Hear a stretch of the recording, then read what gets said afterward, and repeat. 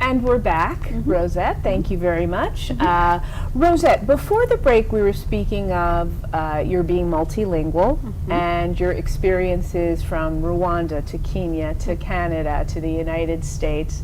I would like to ask you a particular question. Have you had a challenging experience in your life or recently here in the West where the subject of race or the subject of your languages or the subject of your culture has come up? I have to say that the first time I experienced, being a visible minority was in Canada. Prior to that, I was not even aware of consciously aware of that concept of being a visible minority. And so, where I was going to school, I went to Brock University, and there were students there that from other countries as well. So we had a fairly healthy international student body and a very strong international students office, and would hang out there. And there was a time, actually, there was a debate about the students who are immigrants, what their credentials are for being at Brock University. And so there was a notion that that we got in, perhaps we didn't deserve to be there, that we got in with maybe grades that less than what was expected. And the point is, most of us were actually there because our GPAs were fairly high. And that we were strong students. But I realized, that there was a camera focused on us. With the notion that we didn't deserve to be there. So that was the first time that I became very consciously aware of being visibly a visible minority. But prior to that, I did mention that I lived in Kenya, we lived in Kenya. My family lived in Kenya as refugees from Rwanda. And so, so that was another othering as well, because you did not belong there in terms of being connected to that land and that citizenship and that kind of a circle. And so I remember vividly, as a young child, going to a UN office for various reasons. We're making applications for school and all of that. And the watchman saying, "Refugee, go home. Why are you here? Why can't you go home?" And I remember reflecting on that and knowing that we couldn't go home because there was no home to go back to. We were there because we needed asylum. We were there because we needed protection. And here he was telling us to go home. And so, and I remember just reflecting on where is home and what does that mean exactly? And when somebody tells you to go home, where do you go? And so then I grew up, just thinking about that in terms of, and to this day I'm very sensitive about citizenship and not taking it for granted. Very sensitive about belonging and not taking that for granted. And even a notion of home and the responsibility we have to make home for ourselves. And so I can relate very much to some of the examples that our guest, John Quinones, tries to explore in terms of the immigrant experience, where you know that you are where you are because you have to be. And so when somebody tells you to go home, where do you go? And my children were born in Canada. They are Canadian, but they're very much multilingual, multicultural, multinational. And so we do have those discussions at home. Where is home? Where do you feel most at home? Do you have to have a sense of place? Is that what home is? Is it citizenship? Is it the kind of passport that you use to travel from country to country? Is that where home is? Is it your personal politics and what you identify with? Is it a sense of history? And there is no one answer. I think it's you have to explore that for yourselves. And so for me, that was really a jarring experience. I think I had to stop and ask myself, who am I and where is home? When somebody tells you to go home, where do you go? So and I use that to keep that close so that I never forget where we've come from and where hopefully we're going. Where you're going, yes. I really like the three terms you used. You used the term, the camera was on us, and you use the term the sense of otherness, Right. which I think anybody who's an immigrant or anyone who is different can certainly relate to. Absolutely. And the United Nations experience that you shared.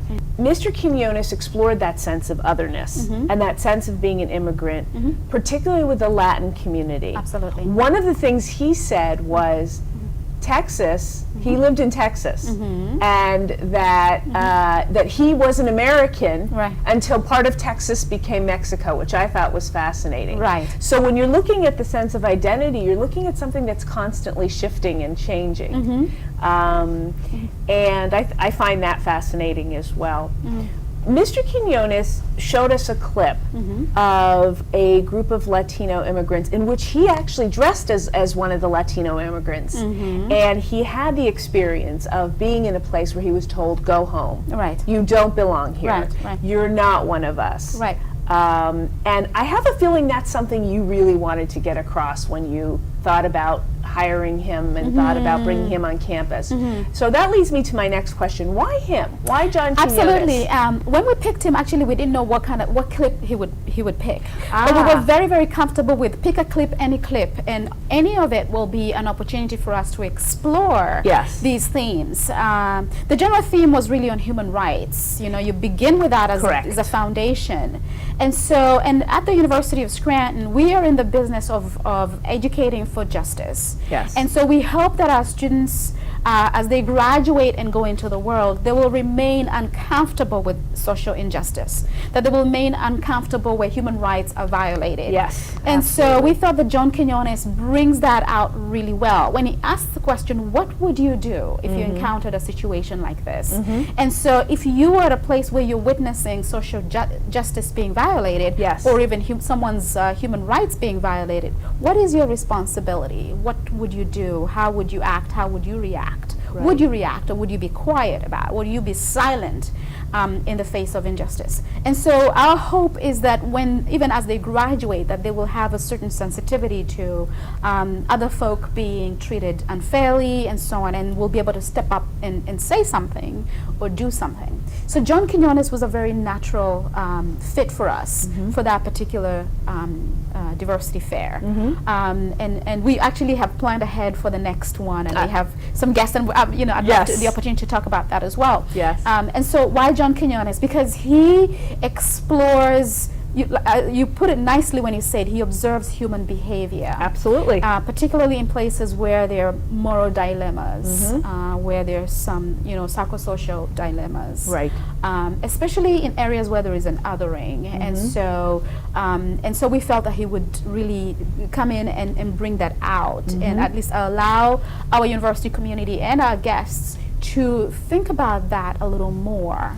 And so when he picked that clip, we were actually, I related to that clip, as I mentioned before. And so it was a really fitting clip for us to stop and ask ourselves, who are our neighbors?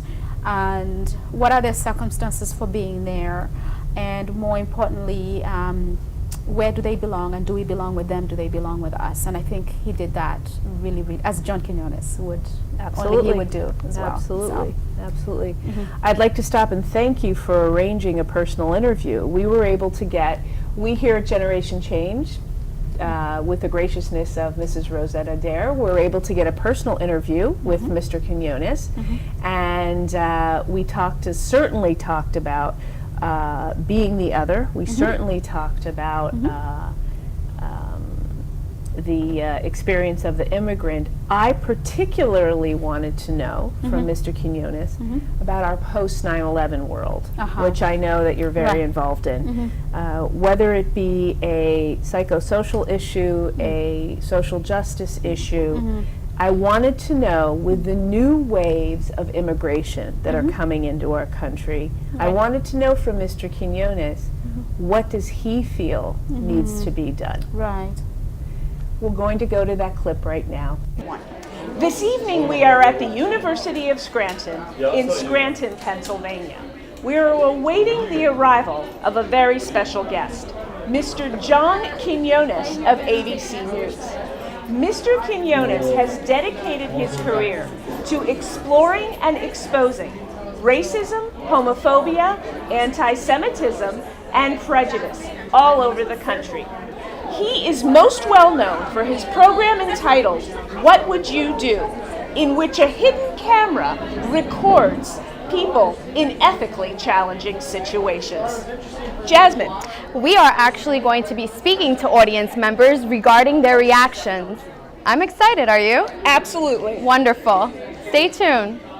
Today I have a middle school student. Her name is Alana.